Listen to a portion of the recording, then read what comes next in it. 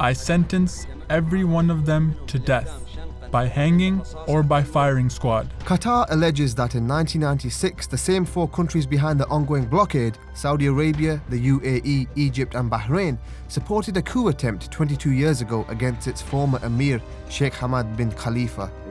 A year earlier in 1995, the Qatari leader replaced his father, Sheikh Khalifa. Some inside Qatar and neighbouring countries wanted the deposed leader back on the throne. Sheikh Zayed bin Sultan managed to convince Sheikh Khalifa bin Hamad to go back to the leadership through a coup. According to Al-Maliki, they established a coup committee with allies inside Qatar security services, led by Qatar's police chief Hamad bin Jassim. The committee included the UAE's Crown Prince Mohammed bin Zayed, the commander-in-chief of its military, and Bahrain's King Hamad bin Isa, who was then Crown Prince. Saudi Arabia and Egypt provided intelligence support, headed by Sultan bin Abdul Aziz, Saudi's Minister of Defense, and Omar Suleiman, Egypt's intelligence director. The Egyptians also provided the weapons intended for the operation. It was apparently their third attempt at ousting Qatar's leader. First one, as we heard, was that there was an attempt to recruit South African mercenaries. It was, as I said, it was treated as a joke, that it was so badly done, it was so incompetent, that no one took it very seriously, and we made fun of it. The second attempt was an attempt to recruit French mercenaries, the same people who had a few months before taken over the Comoro Islands. That one was stopped at some point, I'm not sure when, how far it had developed, but it was stopped by the French government, who heard about it and told the mercenaries that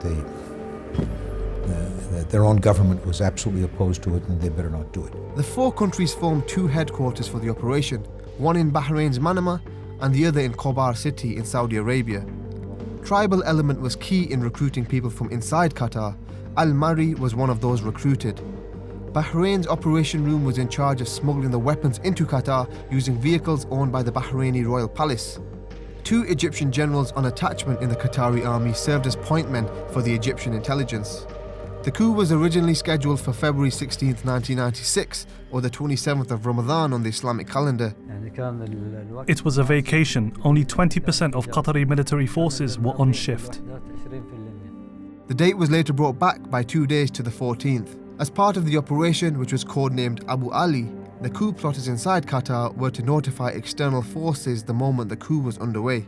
Saudi tribal forces positioned themselves near the Qatari border, allegedly with the approval of King Salman, who was the governor of Riyadh at the time. Bahraini and UAE forces were to provide air support, while Emirati ground forces also gathered near the Qatari border. Things were going according to plan, until a Qatari officer snuck out of the camp where the coup plotters had gathered and informed the Qatari government. He was the only one that left the camp. The instruction was that whoever enters can't leave, but this one person managed to leave. A state of emergency was declared 2 hours before the coup was due to start. Rattled that their plans had been discovered, the coup plotters abandoned the operation. When we heard that the soldiers had been summoned from their vacations, we knew that the element of surprise was dead. They were very upset, including the Saudis. They told the coup leader that he shouldn't have called the operation off. Here, we knew what their intentions were. After the failed coup, those involved in the conspiracy tried to stir up riots again against Sheikh Hamad, this time headed and funded by now Bahrain's King Hamad bin Isa. In one attack on a gas station in Qatar's capital Doha, the country's health minister was shot and wounded. The incident angered the Emir's father, Sheikh Khalifa, who broke off ties with the coup plotters. Saudi Arabia, the United Arab Emirates and Bahrain have lied to me. Everything I did was a mistake. Supporters of the coup also planned a series of bombings across Doha, but one of the coup's ringleaders had a last-minute change of heart and ordered that the bombs be left at the target locations without fuses. Things later calmed down and ties were slowly restored between Qatar and its neighbours. Saudi Arabia handed over some of the coup leaders to Qatari authorities. Others were captured and taken back to Qatar by its intelligence service. But more than 20 years later, Qatar's neighbours still have an axe to grind.